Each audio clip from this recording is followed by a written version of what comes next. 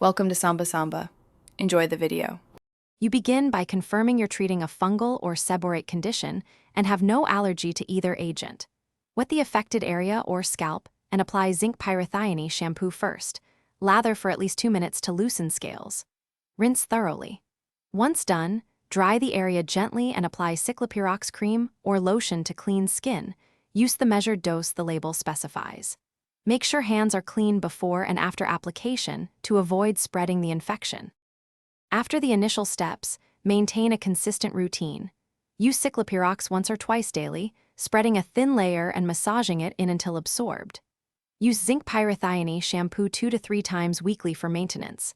Lather and leave on for the recommended contact time, typically 2 minutes, before rinsing.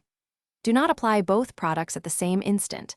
Allow the skin or scalp to dry and absorb the topical before shampooing again. This sequencing prevents dilution and ensures each product reaches its full effect.